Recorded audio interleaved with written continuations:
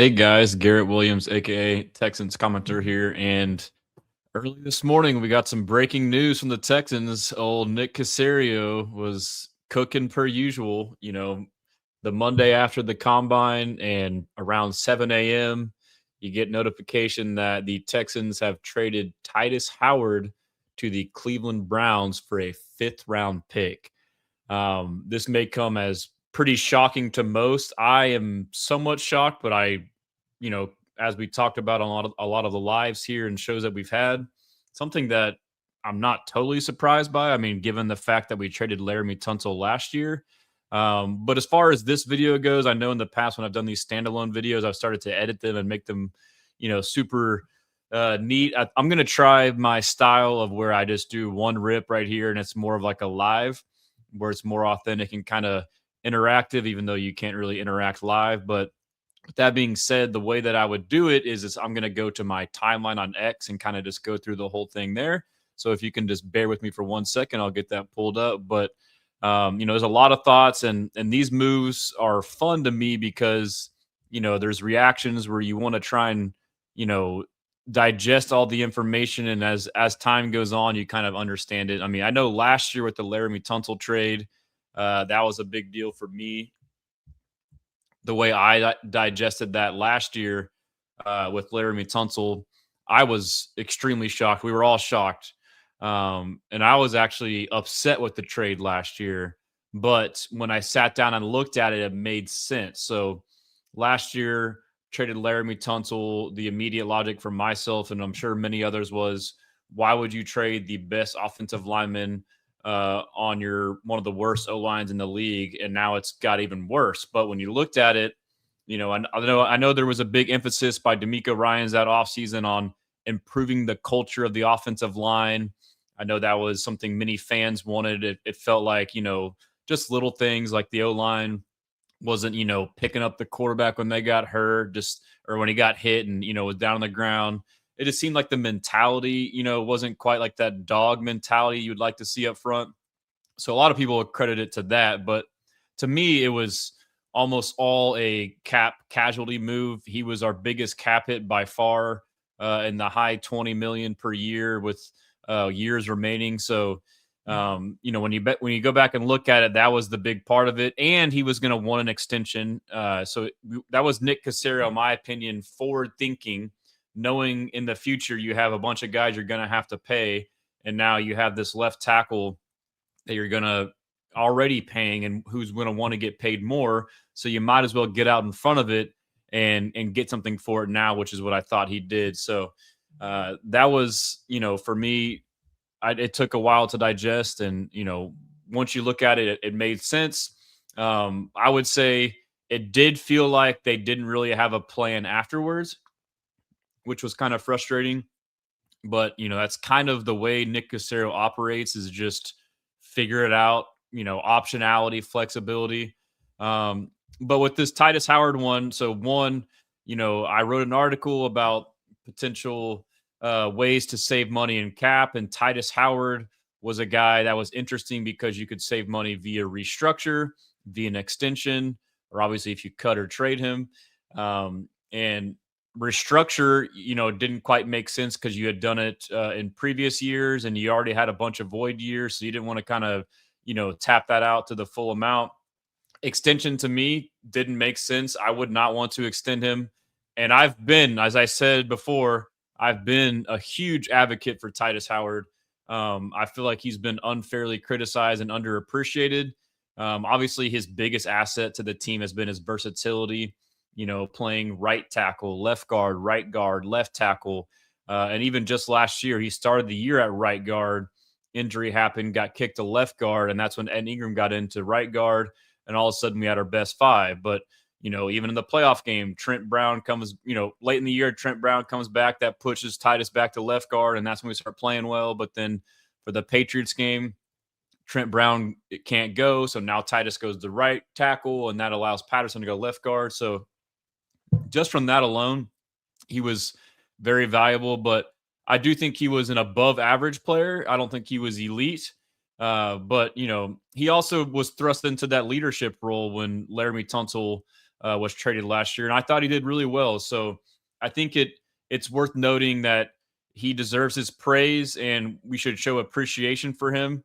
But that being said, this also shows that Nick Caserio and DeMeco Ryans are willing to do whatever. In consecutive years, they've gotten rid of Laramie Tunsil, uh, Pro Bowl, one of the top tackles in the game, got rid of him because it made sense for the team currently and in the future. Same thing with Tytus Howard now. He's now your best O lineman, valuable to the team. I believe he was a team captain.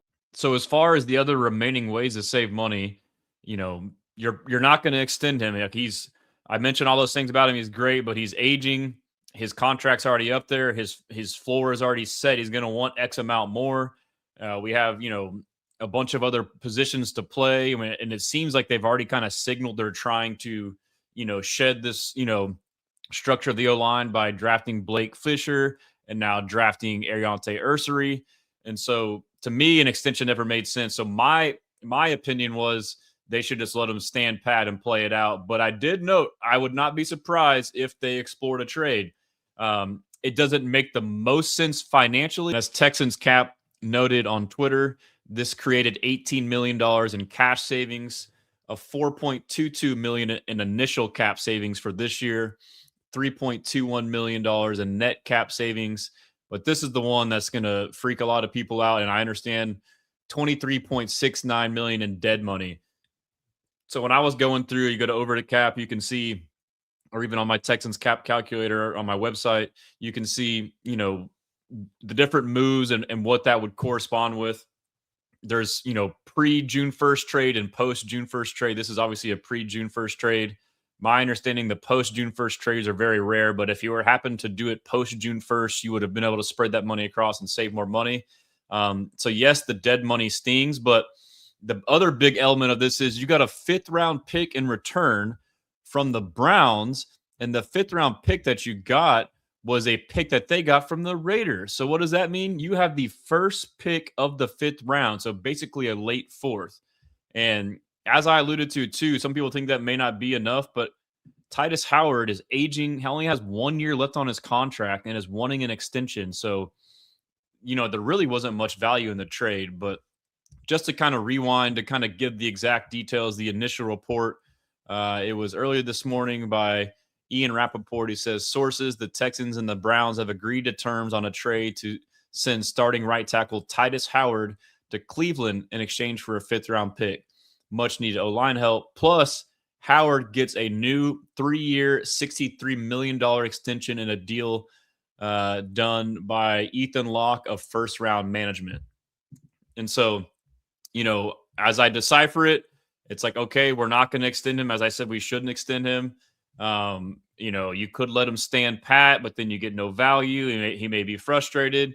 And so my analysis was this. It says, my guess is Tytus wanted an extension, and the Texans weren't willing to meet the number he and his agent were looking for. Houston gets a 5th and saves $4.2 million in cap space this year, as well as cash savings. And I said, if I'm Tytus, I'm happy. Instead of playing out a contract year and risking injury before free agency, he just secured a solid extension. So, obviously the guarantee would be part of that too, but that's a big part of it, not going into a contract year. And then later, Aaron Wilson reported, I wasn't surprised, said Tytus Howard on the trade to the Browns. He said, they're trying to get younger and pay some guys. I ain't mad. I kind of knew it was going to happen. So I'm sure that's part of it, but I'm sure he wouldn't say it too. But he probably, I would assume that he got to essentially sign off on this. Just the way Nick Caserio, this is speculation, the way he operates, he does good by players. He probably, said, hey, we can extend you. If you want an extension, we can trade you. And, his agent quote tweeted the thing and said, boom, he's celebrating it. He got his client paid. So, you have to look at it through that lens. But I'm working on an article now. I did write an article. If you go to my site right here, on the actual, news itself, but I'm working on one now that is more so the fallout and what's to come. One, I did write an article on the news kind of covering what we're talking about here, but, include some social media stuff and different numbers as well. But I'm also going to be working on an article that kind of goes through the options that are ahead, which I'll kind of get into right now. just initially, okay, now what? Now, before the trade, there was a debate about Tytus at left guard or right tackle. I thought that they're going to play him at left guard. So this saved me a deep dive analysis on that by trading him before I could get that out. But regardless, I mean, you already needed to, Ed Ingram's a free agent, so you needed a right guard. It sounds like they wanted to upgrade at center, which DeMeco Ryans, it sounds like they wanted to upgrade at center, which has been reports. And Nick Caserio at the combine said that they'd be open to improving that position. And so I'm just going to briefly touch on this. I plan on doing another video later in the week, as well as article of what we can do for the O-line room, potential targets. There's clips of Caserio and DeMeco saying we need to improve the O-line essentially.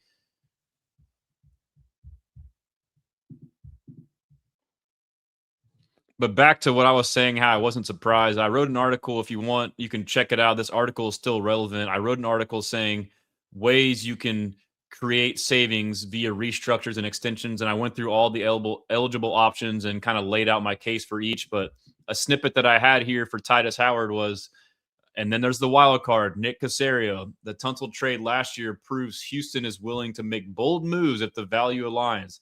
I'm not saying they should trade Howard or that they will, but we cannot rule it out given Caserio's track record. Depending on pre-June 1 versus post-June 1 trade mechanics, the savings may or may not justify the move anyway. So I am mildly surprised, but not totally surprised by it.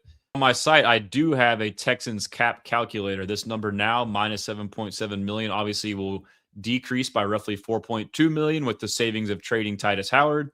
But as you go through, there's going to be options. I mean, now I would start to expect a lot of restructures, extensions, all that good stuff to really start getting this number in the green. I mean, as you do it, you can see it go up automatically. It's got advanced features. You also have the free agents from the Texans. You can choose to re-sign or not. And at the end, you can get a report card. So feel free to check that out right there. To now the potential moves to be made to fill this vacancy. DJ Bieneme with ESPN said there had been some league whispers that Ariante Ursary might get moved to right tackle. So maybe this created the gateway towards it.